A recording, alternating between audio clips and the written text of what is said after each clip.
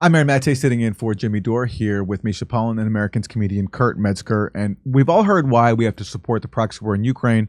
The Biden administration says that this is about territorial integrity, even though we're meanwhile occupying 1/3 of Syria and stealing its oil. They also tell us this is about fighting for democracy over autocracy, even though some of our allies are some of the world's worst dictatorships.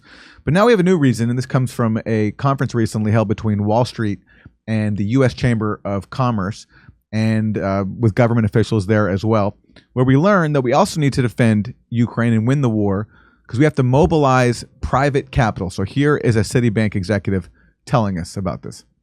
I mean, I think that we should come out of this room with a lot of optimism, right? Because we're hearing about all these reforms and preparing for the European Union integration, which is certainly going to address many of the issues we've been talking about for years, that might have kept people from putting long-term capital into Ukraine. So I think that, like you said at the very beginning, Secretary, that we have to win this war. We have to get this resolved. I think that there is desire to put private capital. We need the enabling capital now. But I know, even with our own conversations internally in Citi, that, and we do have lines to clients. We do have the ability to keep the business going to a certain extent, and thankfully, because of the different development organizations that can provide some backing in the ECAs, we're going to need that ECA multilateral development money. But I can't emphasize enough that the behavior and the products that they provide are going to have to change in order to mobilize the size of private capital that we need. We need to scale this at a level that we haven't seen in the past. And so this, I mean, I can't, I'm just. I don't know what ECA means. I don't know what you're talking about, but I'm inspired, Kurt, to go fight this war for private capital. A scale we haven't seen in the past, like a World War III scale? Here is Commerce Secretary Gina Raimondo on how, again, this economic commitment to Ukraine is a long-term thing. The stakes haven't been this high in a long time. We cannot let Russia prevail. And that means we have to be in this today, tomorrow, a year, 2 years, 3 years, because the repercussions to the world, to democracies everywhere, to freedom are unimaginable.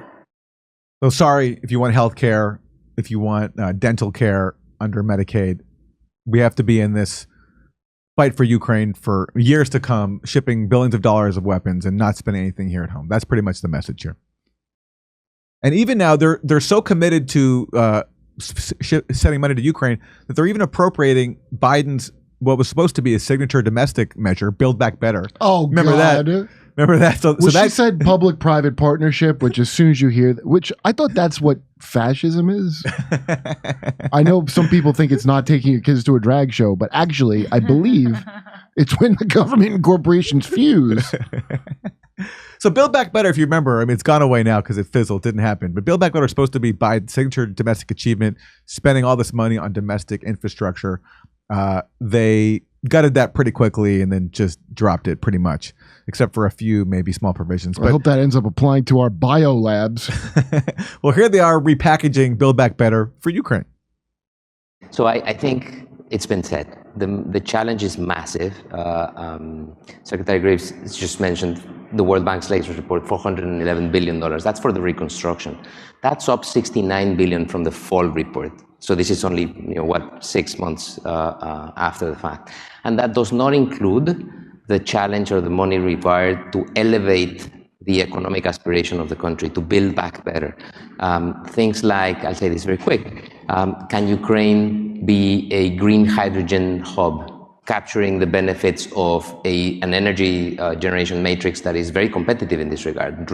A better question. Is there going to be any of Ukraine left as long as we keep fueling this disastrous proxy war instead of calling for peace? They're all like envisioning this future of Ukraine as a green energy hub, while meanwhile, Ukraine is being decimated by an invasion that we could stop if we wanted to by simply supporting diplomacy. And even as the Pentagon leaks have come out recently showing, the Pentagon privately doesn't think Ukraine can gain much territory back, but yet still is lying to the public and saying that we need to have a new phase of this war so that Ukraine can win, even though they privately know that Ukraine can't.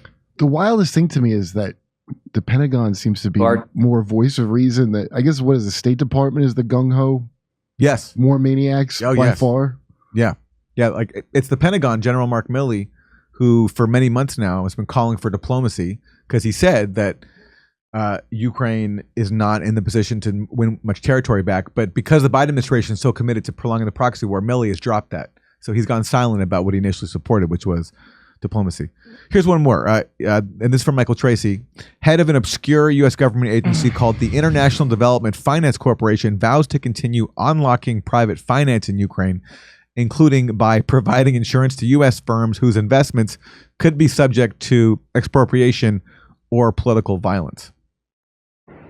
Turning now to Scott Nathan from the DFC. Scott, can you give us a little overview of the DFC's role here? The DFC's been active in Ukraine for years, but I know you have a lot planned in this space as well.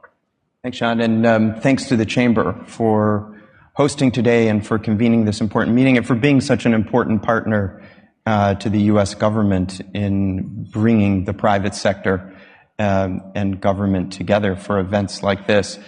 You're right. DFC, the Development Finance Corporation, is open for business in Ukraine. We were there long before this unjustified and brutal war.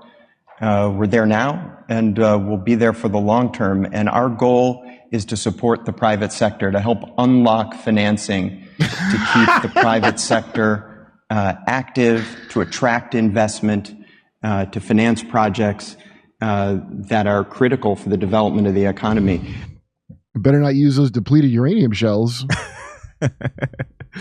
And that's the goal here, is just to create a new neoliberal austerity regime in Ukraine, just like the U.S. imposes elsewhere. So Ukraine has some state-owned industries which have been privatized recently under Zelensky. Zelensky's been selling over state assets to Western corporations, which is the U.S. playbook everywhere. Now, this is a plan, even as the war is still going on, which the Biden administration refuses to stop, do its part to stop.